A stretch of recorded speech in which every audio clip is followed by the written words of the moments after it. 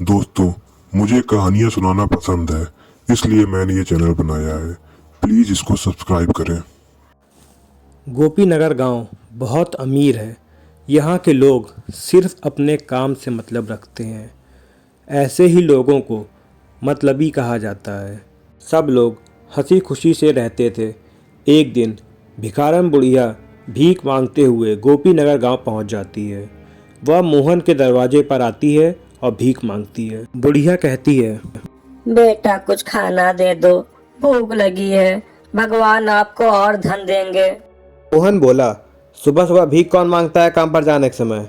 जाओ आगे, अभी मैं काम पर जा रहा हूँ। बाहर की आवाज़ सुनकर अंदर से कमला बाहर आई और बोली, रुको, मैं इनके लिए कुछ खाना लाई हूँ। बुढ़िया कहती है। भगवान तुम्हारा भला करे। और बुढ़िया खाना लेकर चली जाती है। मोहन कहता है, क्या ज़रूरत थी खाना देने की? पैसे की बर्बादी करती हो। लोग सब हमसे अमीर हो रहे हैं और तुम पैसे उड़ा रही हो।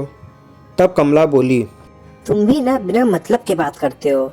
खाना खराब हो चुका था, इसलिए दे दिया। इसी गांव में पीपल का एक पेड़ है जो बहुत ही घना है, जिसके नीचे चबूतरा बना हुआ है। खाना लेकर भिखारन बुढ़िया पीपल के उसी पेड़ के नीचे चली जाती है। खाना को खोलती है तो उसमें से बदबू आती है। गौर से देखा तो उसमें कीड़े पड़ चुके थे। गरीब बुढ़िया ने खाना फेंक दिया और दूसरे घर में भीख मांगने चली गई। और वह शीला नाम की औरत से बोली, भगवान भला करेंगे तुम्हारा। मुझे कुछ खाना दो। और हाँ बेटा, गंदा खाना मत देना।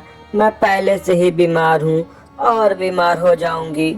इस पर शीला बोली, हाँ हाँ, भीख मांगती हो और ऊपर से फरमाइश। जा नहीं है मेरे पास तुम्हें कुछ देने के लिए। गरीब बुढ़िया वहाँ से दूसरे घर में खाना मांगने चली गई।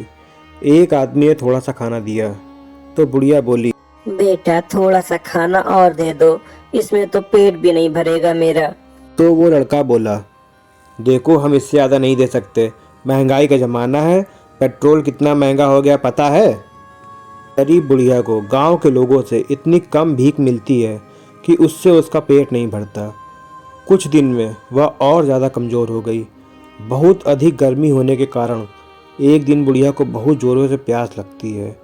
आसपास पानी ना मिलने के कारण वो लोगों के घर जाकर पानी मांगने लगती है, लेकिन वहाँ के लोग इतने मतलबी हैं कि गरीब बुढ़िया को पानी भी नहीं दे रहे हैं।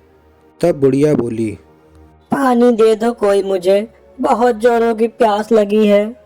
उसे कोई भी पानी नहीं देता है। उसे देखते ही वहाँ के लोग उसे भगा देते थे।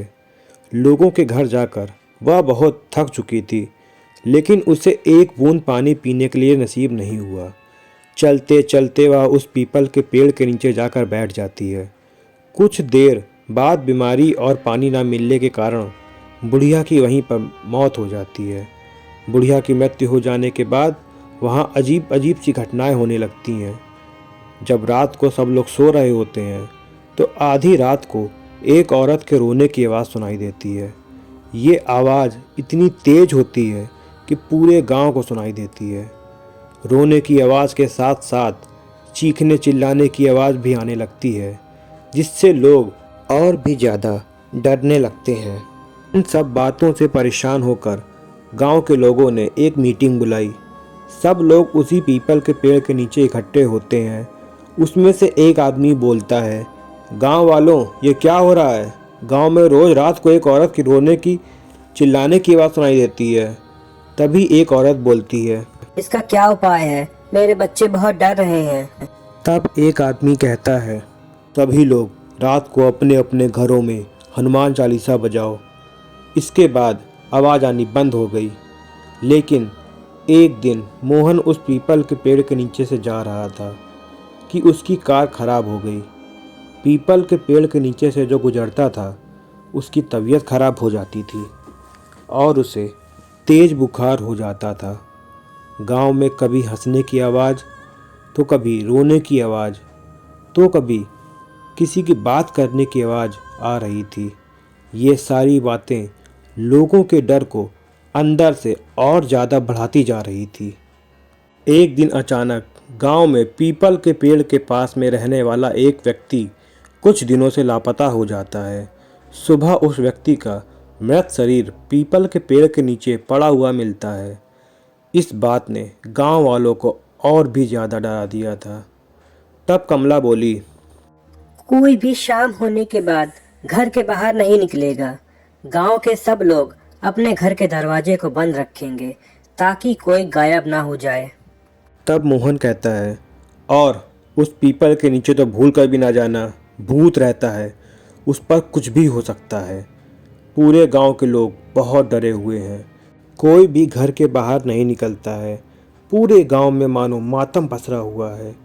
मोहन और गांव के कुछ लोग एक साधु के पास जाते हैं और उस साधु बाबा से पूछते हैं, बाबा, हमारे गांव में अजीबोगरीब आवाज़ आती है, लोग बीमार हो रहे हैं, मर रहे हैं, गायब हो रहे हैं, यह सब क्यों हो रहा है?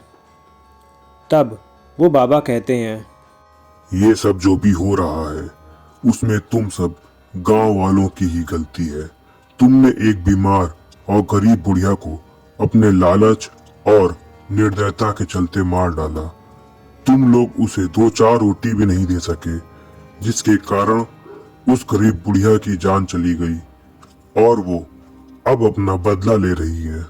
गांव वाले डर जाते हैं और साधु बाबा से पूछते हैं, क्या इसका कोई इलाज नहीं है बाबा जी? तो बाबा कहते हैं, हवन पूजा का इंतजाम करना होगा, तब शायद कुछ हो सकता है। तब सभी गांव वाले बोलते हैं कि ठीक है, हम सब तैयार हैं। हवन पूजन शुरू हुआ। साधु के मंत्र उपचार से चुड़ैल प्रकट हुई और बोली, साधु, तू क्यों इस मामले में पड़ रहा है? तू अपने रास्ते चला जा, वरना तुझे भी मौत मिलेगी। पर साधु बाबा बोले, देखो, इंसान से गलती हो जाती है। तुम बताओ, तुम्हें क्या चाहिए? तुम्हारे नाम का मंदिर बनवा देते हैं। लोगों को परेशान करना छोड़ दो। तब चुड़ैल हंसते हुए बोलती है, जिंदा पर तो कुत्ते से भी ज्यादा बुरा व्यवहार किया, अब देवी देवताओं की बराबरी दे रहे हो? मैं उस लायक नहीं हूँ, मैं चुड़ैल हूँ, चुड़ैल।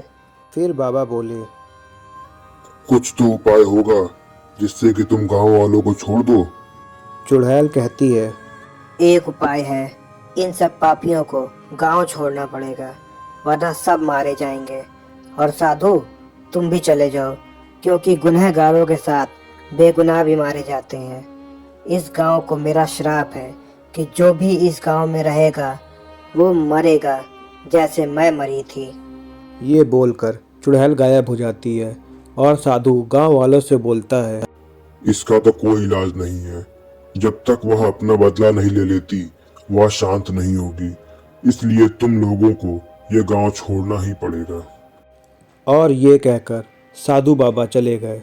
बाद में धीरे धीरे लोग बीमार होने लगे और बीमारी बढ़ती जा रही थी, जिसके कारण गोपी नगर वालों को उस गांव को मजबूरी में छोड़कर दूसरी जगह जाना पड़ा। लोगों को एक गलती के कारण अपना अपना घर, अपनी ज़मीन जायदाद सब छोड़कर जाना पड़ा। यह गांव अब सुनसान पड़ा है। यहाँ अब ना तो कोई आता है और ना ही कोई रहता है।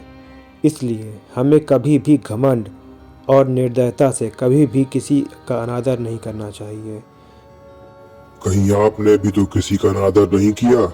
अगर हाँ, तो अगला नंबर आपका भी हो सकता है। उससे बचने के लिए इसके चैनल को सब्सक्राइब करें।